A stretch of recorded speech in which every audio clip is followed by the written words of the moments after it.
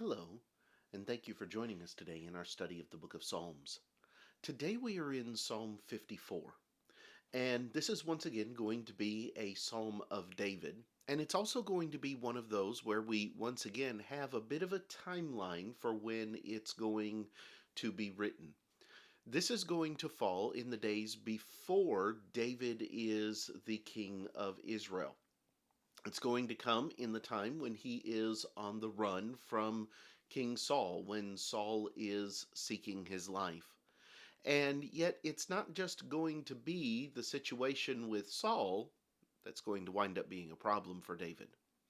Let's see what transpires in Psalm 54, where there David writes, beginning in verse 1, "Save me, O God, by your name, and vindicate me by your strength. Hear my prayer, O God. Give ear to the words of my mouth. For strangers have risen up against me, and oppressors have sought after my life. They have not set God before them. Behold, God is my helper. The Lord is with those who uphold my life. He will repay my enemies for their evil. Cut them off in your truth. I will freely sacrifice to you. I will praise your name, O Lord, for it is good. For he has delivered me out of all trouble, and my eye has seen its desire upon my enemies." It's a short psalm, only a few verses in length.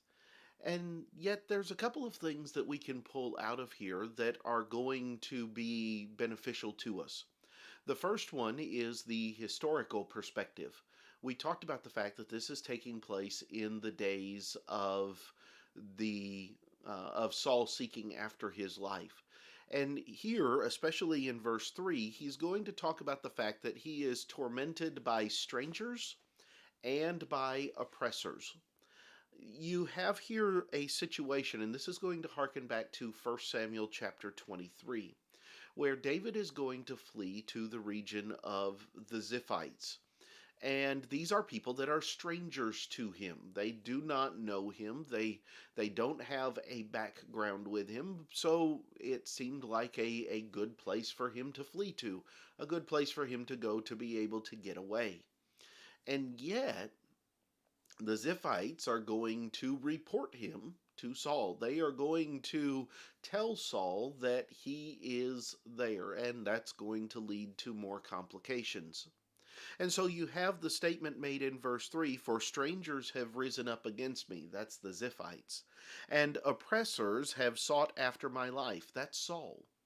And so you have here this setting that we're being given of where he's not safe among strangers because they will turn him in, and the oppressors are the ones who seek his life. One of the interesting things when it comes to the situation between David and Saul in 1 Samuel is the fact that David never takes the offensive against Saul. David is not going to harm the Lord's anointed, even though he has many opportunities to do so. And yet, at the same time, Saul will never relent fully and completely from his desire to remove David from the earth because David has been anointed as the next king. And so you have these problems that are not necessarily of David's own making, yet he has to deal with them, and he goes to God once again for help, seeking salvation, not from the spiritual perspective, but actually from the physical perspective of the oppression of Saul. When you come down to verse 5, you have the statement that shows the confidence that he has in God, where he says, "He will repay my enemies for their evil. He will cut them off in your truth."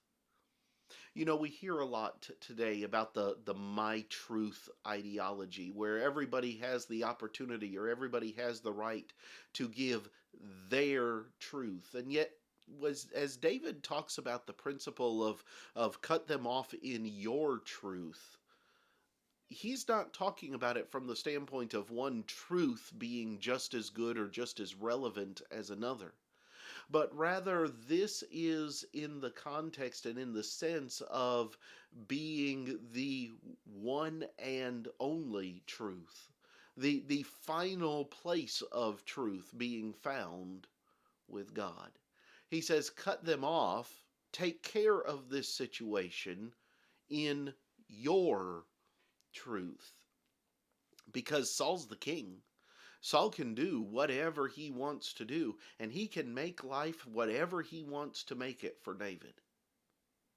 But ultimately, the truth of God's promises and the truth of what God says is right and the truth of what God has done is going to trump whatever it is that Saul has planned for David.